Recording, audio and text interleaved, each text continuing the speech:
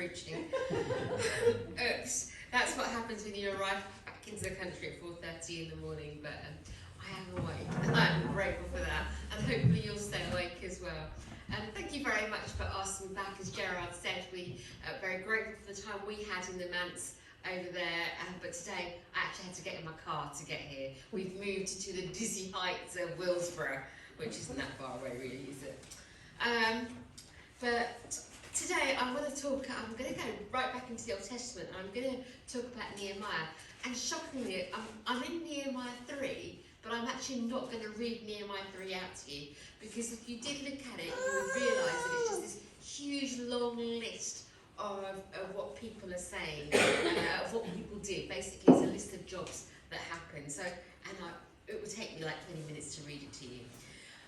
But I just want to set the scene before we kind of get into today's message. I don't know how much of the Bible story. I'm sure you're all very knowledgeable about the Bible and very knowledgeable about everything that happens. But just so that we're on the same page, just to give you a little bit of context. At this point in the story, God's people had spent 400 years of slavery. You read that about in Exodus, you know, the Prince of Egypt and all of that, if nothing else. And God's rescued them from Egypt, and He's led them to the land of Canaan. They're now in the Promised Land. And this is for the nation that had been like lacking for hundreds of years. And under the leadership, they got there under the leadership of Joshua, and they made the land their own. They had to deal with the enemy, they had to conquer the enemy, and now the people are in the land. And then as we read their story, we read in the Old Testament that they have a whole raft of leaders and kings who all try and help to fight and help the Jewish people. And the upshot of all of this, the Jewish nation becomes this like incredible superpower, like America is today, I guess. And they managed to establish the temple there, and because people have now got a home, and they become this great nation. But then it begins to go horribly wrong, and Israel's success kind of ends up in decline. There's lots of corruption and idolatry, and they start messing up, and things start going wrong. And so Israel has collapsed, and there's lots of infighting. Is this beginning to sound familiar? I don't know. Lots of infighting happens, lots of stuff begins to happen, and Israel falls into Babylonian and Assyrian captivity. And it's at this point that I want to pick up the story, because the temple has been destroyed, the walls have been destroyed, and people try and rebuild the temple walls. And we know the walls of the city, and we know that the walls need to be rebuilt. It's their way of protecting the city. And people try and they fail, and they try and they fail. And it's at this point in the story that Nehemiah comes into the scene. He doesn't even live in Jerusalem at this point. He lives in a place called Susa. Put it on the map for you just so that there you go. So he lives in Susa, and Jerusalem is all the way over there, and that's the route that he would need to take in order to get to Jerusalem. So he's living in Susa, and he works for the king. He works for King Artaxerxes. I never know if I say that right, but I always think if I say it confidently enough, everybody will just believe me. And he works in the royal household. He is there, and he has loads of influence. And his brothers have been over to Jerusalem. They come back and they give him a report, and they say, basically, it's not good for the people in Jerusalem. And in Nehemiah chapter 1, we read about his response to the fact that God's people are in strife. He weeps and he cries, and then he mourns and he fasts, and then he prays. And I love the fact that actually, there's a point in every service where we get to stand in prayer for one another. We get to stand in prayer for the nation. We get to pray for our leaders. Those are significant moments when we get to do that. And thank you, Jared, for the way that you just prayed for like everything. It was brilliant. Hello. Are you coming up to see me? Are you? All right. You gonna come and join me up here? Just looking at me now. It's fine. It's absolutely fine. I don't mind. As long as he's all right. You may need to come and rescue him just from the wire, but no, he's happy. You're all watching him now, not me, aren't you? Nobody's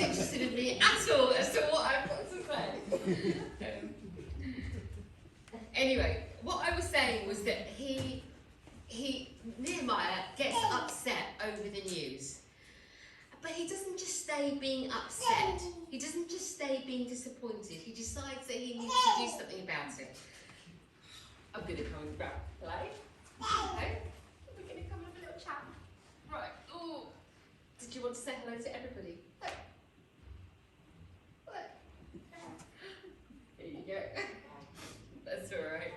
He was too much of a distraction for you guys. And Nehemiah goes, I've got to do something about this. I can't just be miserable about it. I can't just moan and complain. I need to do something. So he goes and he says to the king, I want to go back to Jerusalem. I love my job here basically, but I need to go back to Jerusalem to help my people. And the king gives him permission to go. And then he addresses the people. When he gets there, he addresses the people in Jerusalem. And he says this to them. So they're all there. The noblemen are there, the gathered people are there, the officials are there. And he says to the people, you see the trouble we are in. Jerusalem lies in ruins and its gates have been burned with fire. Come, let us rebuild the wall of Jerusalem and we will no longer be in disgrace. I also told them about the gracious hand of my God and me and what the king has said to me. And so they replied, their response was, let us start rebuilding. And they began this good work.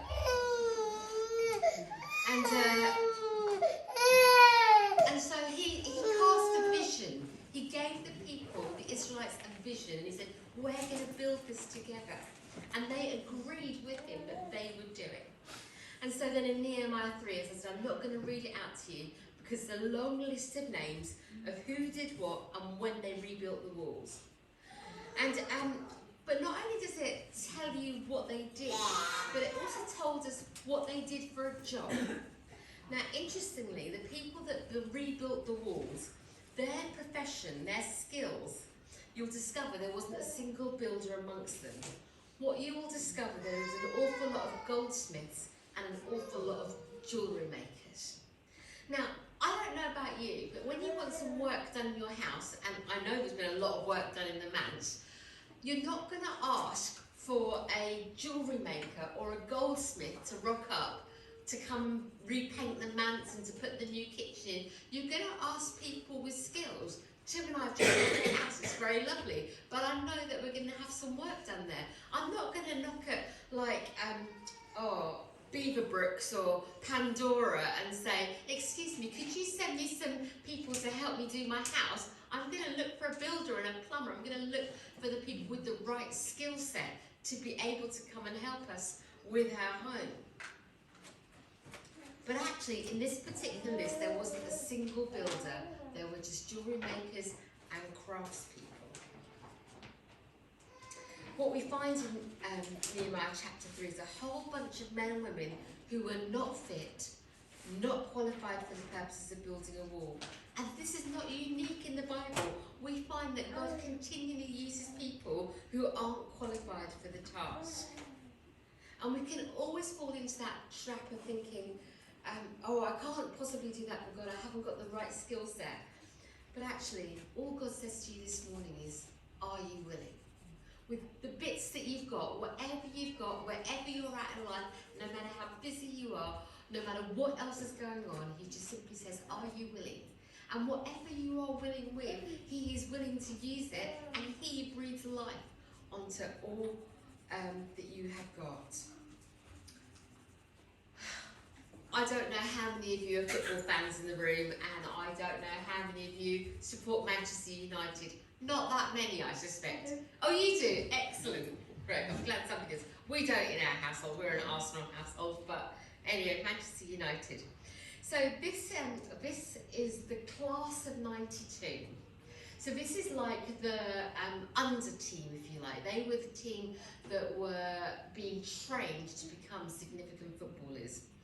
And in 2013, there was a really fascinating documentary about the class of 92. And it chronicled the success of Manchester United. And in particular, it looked at the youth team, which won the FA Youth Cup in 92. And this is their picture. What's so unique about this particular team is how many of these players went on to play football at the highest level, both for Manchester United and other top clubs and internationally. Many of these players went on to play for Manchester United during one of its most successful periods in history. But if you were to watch this documentary, the first 15 minutes of this tale is actually of two young 15-year-olds. In this photo, there is a guy called Raphael Burke, and he's the chap right at the end on your left, second row at the back. Raphael Burke. And according to the manager, Eric Harrison, Raphael Burke was the most talented player. He was more than capable of being a professional footballer at 16. He was tipped at being one of the greats, the best in the team. But he also became manager Harrison's greatest disappointment. By the age of 18, Raphael was no longer a footballer, and he never played professional footballer. And when he was interviewed in this documentary some 25 years later, he said this. He went, "I knew I was talented, I knew I was gifted, but I wasn't dedicated like the other lads." He says he can recall the hunger of the other lads, but he just didn't have that same burning passion. He didn't desire it in the same way. He wasn't prepared to put the hard work in. Then, and I suspect that many of you haven't heard the name Raphael Burke, but then there is Gary Neville. And even if you're not a footballer or a football fan, you've heard the name Gary Neville, I am sure. And Gary Neville was nowhere as talented technically as the other lads. He was the least skilled player on the team. I mean, having said that, the fact that you're a Manchester youth team means you have some level of skill, but he was the least skilled player on that team. And when Gary was interviewed, he said this: "I knew I didn't have the same skill. I knew I wasn't technically good enough, but I also knew I had to work extra hard. I had to live better, I had to eat better." And at the age of 16, he actually made a decision to stop hanging out with his friends and do the normal things a 16 to 18-year-old would do, so that he couldn't be distracted from his goal. Even though Neville was the weaker player, technically the unskilled player, he was prepared to work hard, and he succeeded. He became a core part of the Manchester United team and made over 400 appearances for United. He captained the team for a while. He made 85 appearances for England. Not bad for the weakest, most unskilled player of the class of 92.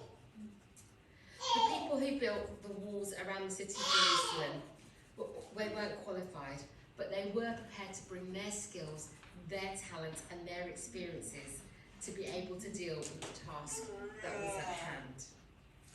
Very quickly, I just want to look at, I'm not going to read it out to you, but Luke chapter 5, which is a story that we know, sorry, chapter 9, that we know really well, which is the story of the feeding of the 5,000. And effectively, you know, it was one boy's packed lunch. Now, I don't know about any of you that have been mums in the room or whatever, whether you ever, you know, when I was packing up packed lunches for my boys, I was never particularly interested in writing them little notes and saying, "Have a lovely day." I never cut out fancy shapes or did anything. They just basically got a piece of ham and 2 bits of bread and shoved in a box and off you go to school.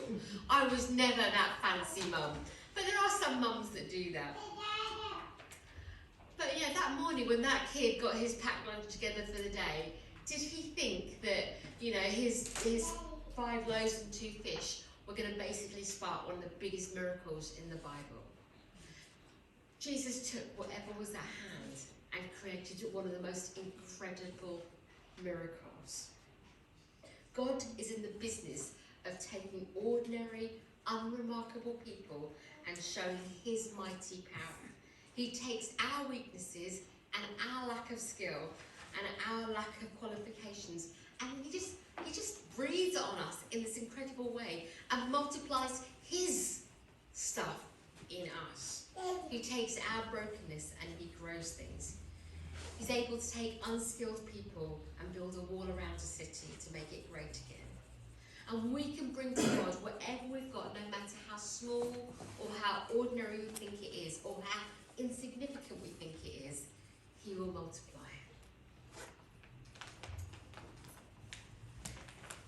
super quick. This is my Auntie Anne. Now, I appreciate that she doesn't look like me. She is English, but I called her Auntie Anne growing up. When we were very young, my father died when I was 2.5. Suddenly we were in this country and my mum didn't speak the language. There was me and my little brother. And we were moved to a new house in Wimbledon, a very nice part of Wimbledon, weirdly enough, but that's where we ended up growing up. And we hadn't been there very long, and Mum, as she couldn't speak the language, couldn't really work out what was going on with the heating and stuff. And in desperation, she walked outside and she bumped into this chap called Uncle Kurt and explained our plight. And him and his wife, who actually were Christians, they're Quakers, ended up becoming lifelong friends. They took care of my mum, a widow, and they took care of me and my little brother. They came and helped with the heating, but actually, you know, Auntie Anne would go to my mum with, you know, when we had to go to parents' evening, she'd go. When she had to fill out forms, she'd help. She'd take us on day trips. They had a car, we didn't. They'd let us borrow anything we want. They really cared for us as a family. A few years ago, my Auntie Anne died, and by that stage, they'd moved to York. And I took my mum up to the funeral, and when we got there was a room that must have been over 400 people at her memorial service. And I don't know if you know much about the Quakers, but they have a silent service. And so you don't speak unless you feel the Holy Spirit prompts you to speak. But in this particular service, with over 400 people that had travelled right across the country and even from abroad to be at her service, you couldn't get people to stop talking. Because one after another, people were just standing up and they were talking about this incredible woman who, if you asked her, she would say, I am just a homemaker. But actually, where I thought she looked after me and just my family and my mum, she looked after hundreds of people in the same way. She brought her skill set. She wasn't a qualified teacher, she wasn't a qualified anything. She was, in her words, a homemaker. But she brought her skill set and she served countless people who were then prepared to rock up to her service, her funeral service, and say incredible things about her. She took what God gave to her and God multiplied it. And she blessed countless people. And really, as a direct result of her input, I ended up coming to know Jesus. God is not bound by your past or your education or your reputation. God uses broken people to do amazing things. He uses perfume makers and goldsmiths to build city walls, and unskilled and unqualified people to build a wall around a city. We aren't called to build walls today. In fact, you guys are taking I love the idea that you're opening up your space as a warm space. You're taking what you've got in your hand. Oh, we've got a building, we can use this. And you're sharing it with the community. But there is more for you to do, and I want to encourage you this morning to be able to do more. Most of the Bible characters, I'm just going to finish with this, most of the Bible characters were flawed people, but they were used by God. I hope you like this list. Noah was a drunk. So I'll get your attention with that one, won't I? Noah was a drunk. Abraham was old. Isaac was a daydreamer. Jacob was a liar. Leah wasn't very good looking. Joseph was abused. Moses had a stutter. Gideon was afraid. Samson had long hair. Rahab was a prostitute. Jeremiah and Timothy were too young. David had an affair and he murdered someone. Isaiah preached naked. Jonah ran from God. Naomi was a widow. John had bad hair, poor clothes, and a weird taste in food. Peter denied Christ. The disciples fell asleep whilst praying. Martha worried. The Samaritan woman was divorced more than once. Zacchaeus was too short. Timothy had an ulcer. And Lazarus, well, he was dead. None of them were perfect. None of them were qualified. They all made mistakes. They hadn't got there. But like the Israelites, they were willing, and they were willing to step out of their comfort zone. And today, right now, in Ashford, in South Ashford Baptist Church, you guys, you are the answer today. Not in 5 years, not in 10 years' time, not when you think you've learned enough, not when you think you've cracked it. But actually, right now, today, he chooses you. And my question that I leave you with is, are you willing to give him the ordinary?